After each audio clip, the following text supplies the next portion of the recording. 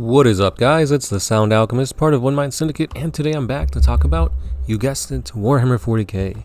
In this one, I will be going over a little bit of lore that talks about Corvus Corax, the Primarch of the Raven Guard, and this is during the Istvaan massacre, and he's just going ballistic.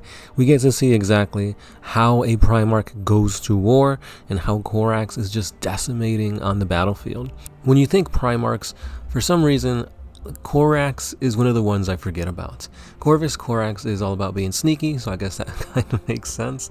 But he is not being sneaky at all in this excerpt, so let's go ahead and read how this awesome Primarch is fighting during the Istvaan massacre. The valley was alight with heavy weapons. 2 rhinos were smoldering wrecks, and a land raider burned fiercely from its engine compartment. The trader's return fire was intense, a stream of shells and blast that seared away the concealing mists. Detonations wrecked the boulder-strewn hillside where Agapito's talons poured fire on the Iron Warriors. Corax watched the exchange from a narrow defile a few hundred meters behind the Iron Warriors' positions.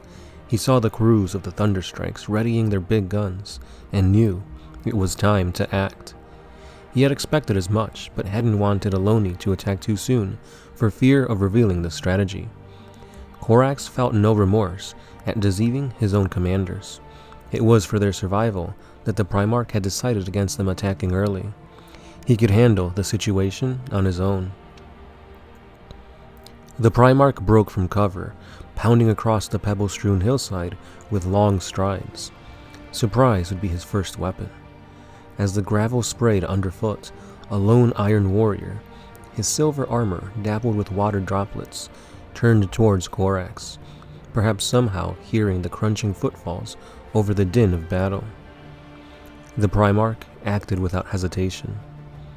Stopping in his run, he snatched up a shard of rock, and with a flick of his arm, he hurled the stone at the Iron Warrior. As a dark blur, it struck the Space Marine in the throat and erupted from the back of his neck, silently felling him. Corax sprinted onwards, readying his heavy bolter. The Thunderstrikes opened up on the Raven Guard, 3 enormous blossoms of fire enveloping the next Thunderstrike's gun mounting, smashing gears, jamming the cannon in its place. Silver shapes spilled from the rhinos and ran towards Corax, but he ignored them. He primed 3 crack grenades, easily holding all of them in the palm of his hand, and with an overhand toss, he lobbed the grenades into the engine vents of the 3rd Thunderstrike, shattering the grille and rupturing fuel lines. Soon the vehicle was ablaze along the left side of its hull. As the crew emerged smoldering from the hatches, Corax gunned them down with raking fire. Bolter rounds were patterned from Corax's armor, nothing more than a distraction. Taking in everything at a glance, the Primarch turned his attention to a Predator tank slewing in his direction. Its last cannon sponsons swiveled towards him. Twin blasts of energy exploded around the Primarch, hurling him to his back. His chest pulsed a semi-molten slurry. The heavy bolter, a mangled ruin in his hand. Pain flared across his chest, but disappeared as quickly as it came. Corax tossed a heavy boulder aside and pulled himself to his feet as the Predator's turret opened fire, autocannon rounds shrieking past the Primarch. He broke into a lopping run, shells ringing from his helmet and shoulder pads as he sprinted into the teeth of the metal storm. He cared nothing for the danger, except to embrace it. This is what he had been created to do, and joy sang in his veins. Corax's joy was further fueled by a righteousness of purpose. He looked at the Iron Warriors and saw only cowardly bullies revealed in their true nature. The Primarch had been raised fighting such tyrants.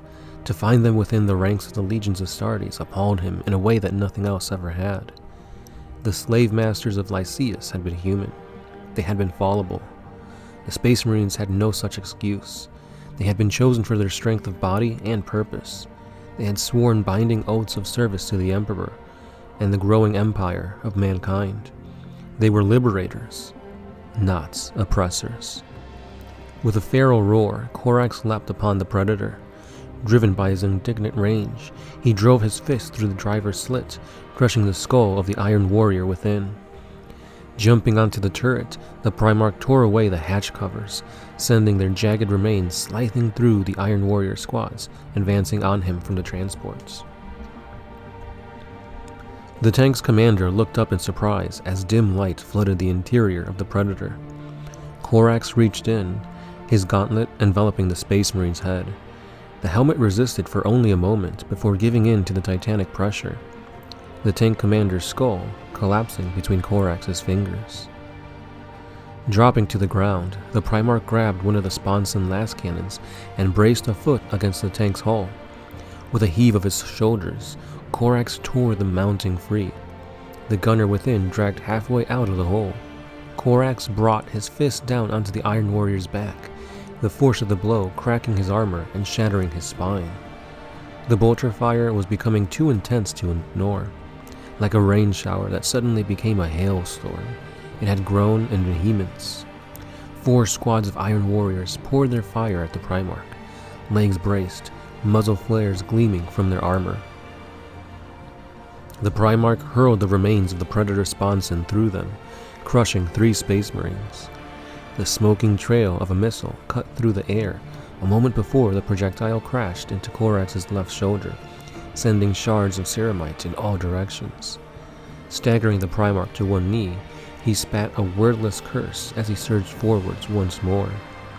Cutting to the left and right as balls of plasma and more rockets screamed around him, Corax covered the 100 meters in a few seconds, coming at the nearest squad from their flank.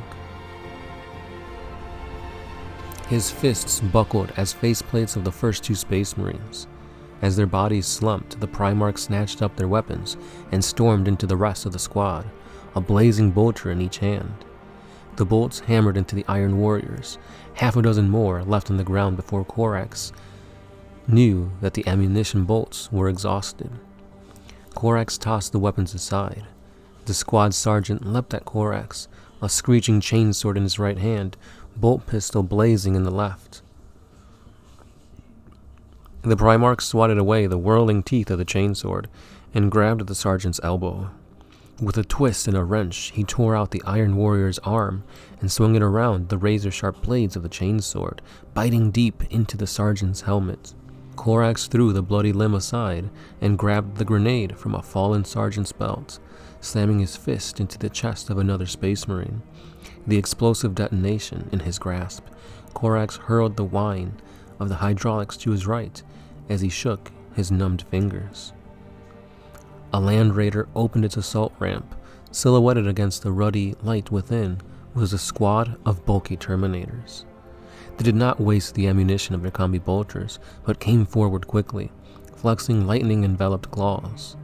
More detonations and bolter fire rocked the Iron Warriors' column as the Falcons attacked, Aloni's companies descending on the traders with jump packs flaring. The Talons pushed forwards from the valley ahead, las cannons and missile launchers cutting trails of death through the surrounding Iron Warriors. The Terminators hesitated in their advance as anarchy reigned around them. Corax reached behind him and pulled a fresh weapon from his belt. A long twin-barbed whip uncoiled in his hands, writhing with a life of its own. The Primarch had requested the Mechanicum of Mars to fashion the lash for him. The irony of wielding such a tyrant's weapon in a noble cause pleased Corax. Inside his helmet, the Primarch grinned in anticipation. Flickers of energy sparking along its length, the whip flicked out in Corax's hand and caught the closest Terminator with a thunderous crack, slicing him from shoulder to waist. His remains fell to the ground in 3, wisps of smoke drifting from neatly sliced body parts. The Terminators opened fire, but it was too late. Corax's whip slashed the head from another and cut the legs from under a third. Alani bounded past his ebon armor, his plasma pistol spitting incandescent blasts. Corax felt a surge of exultation and raised the whip above his head. "No mercy," he yelled. And there you have it, guys. A very awesome portrayal of what a Primarch can do on the battlefield. So let's go ahead and start by saying this guy picked up a rock and threw it into and out of a Space Marine's throat. Now, I get it, it's not armored. There is a little bit of, I guess you could say, like, not ceramite armor or plating, but there is a little bit of armor. But to throw it through that and out of his throat, like, that's pretty crazy. I would expect a rock just to, like, you know, break apart upon hitting a Space Marine. I guess not when it comes to Corax.